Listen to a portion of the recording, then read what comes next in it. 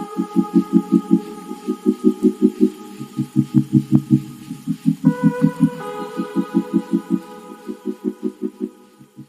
everyone, I'm excited to talk to you about a poem.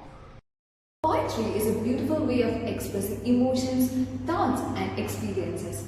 Unlike ordinary writing, a poem uses rhythm, rhymes, and imagery to create a great impact on the readers. Let us explore a poem written by John Masefield titled Sea Fever. This poem expresses a sailor's deep longing to return to the sea. Through vivid descriptions and a rhythmic flow, the poet captures the excitement, freedom, and adventure of life on the waves. As we go through the lines, we understand his deep meaning, appreciate the beauty, and learn the important message it conveys. Let's begin. The poem Sea Fever was written by the renowned poet John Masefield. He was a British poet and a writer born in 1878. He was known for his vivid maritime poetry and adventurous spirit. Losing his parents at a very young age, he was sent to the sea as a teenager aboard the training ship HMS Conway. Though his time at the sea was very short, it left a very lasting impact on him, shaping his deep love for his maritime life and inspiring much of his poetry. After leaving the sea, Masefield traveled to America, where he worked various jobs before returning to England to pursue his passion for writing. In 1930, Masefield was appointed as the Poet Laureate of the United Kingdom, a position he held for nearly 4 decades. John Masefield's major work include Saltwater Ballads, which was published in 1902, a collection of sea-themed poetry. Captain Margaret, which was published in 1908, which is a maritime adventure novel. And The Midnight Fog, published in 1927, a beloved children's fantasy novel. His writing reflects his deep love for his sea, adventure, and storytelling. Through Sea Fever, Masefield expresses a universal longing for the freedom, adventure, and return to our nature, a theme that continues to resonate with the readers today. His poetry not only celebrates the thrill of the sea, but also reminds us of its power and the need to be respected and protected. Now we will delve into the poem. Sea Fever by John Masefield. I must go down to the seas again, to the lonely sea and the sky. And all I ask is a tall ship and a star to steer her by. And the whale's kick and the wind's song and the white sails shaking. And the grey mist on the sea's face and the grey dawn breaking.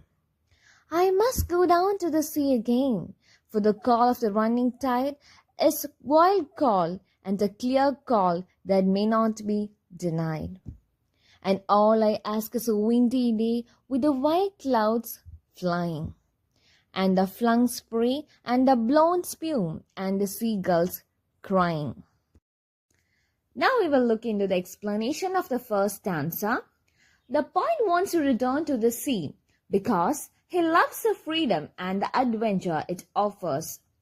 He dreams of sailing again, feeling of the ship move and listening to the sound of the wind. He only needs a strong ship and a star to guide him. The mist over the sea and the early morning light creates a calm and a beautiful scene. Through these words, the poet shows his deep love for the sea and his strong desire to live the life of a sailor once again. Now we will look into the difficult words of the poem. So the first word is lonely, which means feeling alone. The second word is steer. It means to control the direction of something. The third word, kick. This means a sudden movement or force. The next word is sail, which means a large cloth on a ship. Next, mist. Mist means a thin layer of fog. And the last word is dawn, the time when sun begins to rise. Now let's look into the poetic devices in the poem.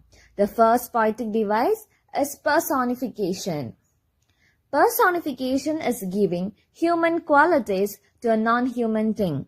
The personification used in the poem include lonely sea, steer her, wheels kick, wind song, sails shaking, sea's face. Next poetic device that is used in the poem is imagery. Imagery is a use of descriptive language to create a vivid mental picture. The imageries used in the poem are the lonely sea and the sky, a grey mist on the sea's face, a grey dawn breaking. Now let us delve into the rhyme scheme of the poem. A rhyme scheme is the pattern of rhyming words at the end of each line in a poem. Here in the poem Sea Fever, the rhyme scheme is AABB. So we have explored the very first stanza of the poem Sea Fever by John Masefield. The poet's love for the sea is clear through his vivid description and strong emotions. Now let's move on to a small activity session. Imagine you are a sailor. Write a short diary entry about your day at the sea. Hope you all have enjoyed the poem. Thank you.